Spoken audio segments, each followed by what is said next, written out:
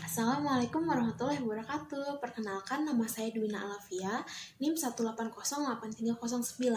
Saya akan menjelaskan tentang pengertian, penentuan, dan juga ciri-ciri dari accidental sampling. Menurut Sugiono tahun 2012, accidental sampling adalah bagian dari teknik non-probability sampling, yaitu teknik penentuan sampel berdasarkan kebetulan. Siapa saja yang secara kebetulan bertemu dengan peneliti dapat digunakan sebagai sampel, bila dipandang orang yang kebetulan ditemui itu sesuai sebagai sumber data. Dalam teknik sampling accidental ini, pengambilan sampel tidak ditetapkan lebih dahulu. Peneliti langsung saja mengumpulkan data dari unit sampling yang ditemuinya. Teknik ini digunakan antara lain saat periset merasa kesulitan untuk menemukan responden atau karena topik yang diriset adalah persoalan umum di mana persoalan diasumsikan diketahui oleh banyak orang. Jenis sampel ini sangat baik jika dimanfaatkan untuk penelitian penjajagan atau eksploratif, yang kemudian diikuti oleh penelitian lanjutan, yang sampelnya diambil secara acak. Nah, beberapa kasus penelitian menggunakan jenis sampel ini hasilnya ternyata kurang objektif dalam pengambilan sampel karena peneliti terkesan hanya asal ambil. Untuk penentuan sampel accidental sampling ini, menurut Dornier tahun 2007 dalam Farohi, sampel dipilih untuk tujuan penelitian jika memenuhi kriteria praktis tertentu, seperti kedekatan geografis, ketersediaan pada waktu tertentu, aksesibilitas yang mudah, atau kesediaan untuk menjadi sukarelawan. Adapun ciri-ciri dari accidental sampling, yang pertama, peneliti tidak menekankan pada tujuan sampling, melainkan kemudahan proses riset sehingga tidak menetapkan kriteria khusus atau rumit tentang sampelnya. Yang kedua, peneliti dengan sengaja memilih sampel dari populasi di mana informasi yang diperlukan bisa didapat dengan mudah. Yang ketiga, sesuai dengan namanya, sampel yang dipilih mayoritas karena berada di lokasi saat dibutuhkan atau seseorang maupun sesuatu yang familiar bagi peneliti. Yang keempat, kemudahan akses biasanya menjadi pertimbangan utama peneliti dengan teknik accidental sampling. Bismillahirrahmanirrahim. Perkenalkan, nama saya Amani Mutiara Inisda, NIM 1808203 akan menjelaskan sedikit mengenai metode pelaksanaan pada accidental sampling. Yang pertama ada pengamatan secara manual. Pengamatan secara manual dapat dilakukan apabila penelitian bersifat kuantitas.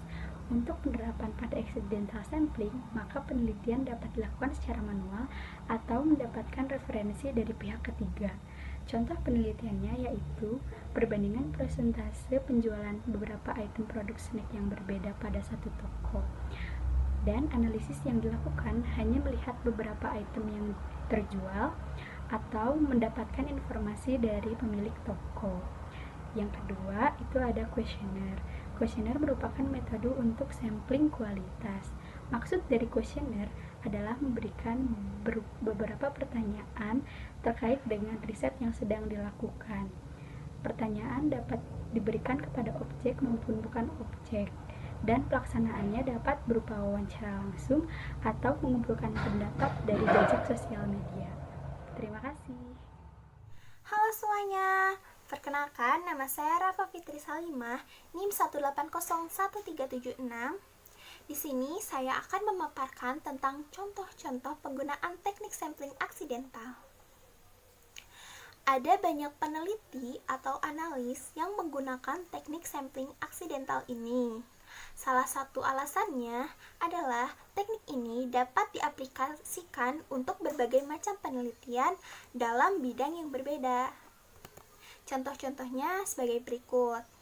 Yang pertama, seseorang diambil sebagai sampel karena kebetulan seorang ini sedang berada di dekat peneliti, atau kebetulan peneliti itu kenal dengan sampelnya tersebut. Kita ini ingin meneliti tentang kenaikan harga, maka pertanyaannya diberikan kepada mereka yang kebetulan dijumpai oleh peneliti yang sedang berada di pasar atau di tempat-tempat lain. Lalu selanjutnya ada reporter televisi mewawancarai warga yang kebetulan sedang lewat. Kelebihan dari pengambilan saat ini adalah kepraktisan dalam pemilihan anggota sampel. Nah, yang seperti sering kita jumpai dalam acara berita, reporter selalu mengambil sampel acak atau orang yang sedang lewat atau yang sedang menonton kejadian tersebut, lalu reporter tersebut mengambil orang itu untuk diwawancarai seperti itu. Lalu ada juga seorang peneliti ingin mengetahui partisipasi orang tua dalam meningkatkan prestasi belajar anak-anaknya. Peneliti mengambil sebagai sampelnya itu tetangganya, temannya, kerabatnya, sejawatnya, dan kenalannya yang semuanya termasuk kategori anggota populasi penelitian atau dalam hal ini orang tua murid. Selanjutnya, contoh penggunaan metode ini, peneliti ingin meneliti tentang penyakit Stevens-Johnson syndrome, yaitu penyakit yang merusak seluruh mukosa atau lapisan tubuh akibat reaksi tubuh terhadap antibiotik. Kasus Stevens-Johnson syndrome ini cukup langka dan sulit sekali menemukan kasus tersebut. Dengan demikian, peneliti mengambil sampel saat itu juga. Saat menemukan kasus tersebut, kemudian peneliti melanjutkan pencarian sampel hingga periode tertentu yang telah ditentukan oleh peneliti. Nah, teknik pengambilan sampel dengan cara ini cocok untuk penelitian yang bersifat umum. Misalnya, seseorang peneliti ingin meneliti kebersihan kota Bandung. Selanjutnya, dia menanyakan tentang kebersihan kota Bandung pada warga Bandung yang ditemuinya saat itu juga. Halo semuanya, perkenalkan nama saya Lina Fasa Hidayat dengan NIM 1805890. Di sini saya akan menjelaskan tentang kelebihan dan kekurangan dari teknik accidental sampling. Yang pertama, kelebihannya.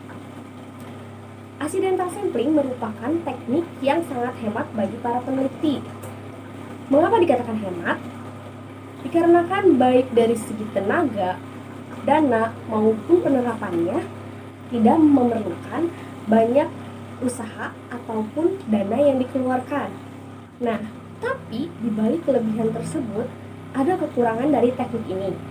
Kekurangannya, hasil penelitian dari accidental sampling ini tidak terlalu akurat dikarenakan sedikitnya orang yang dijadikan sampel dan hasilnya pun tidak terlalu bisa dipertanggungjawabkan.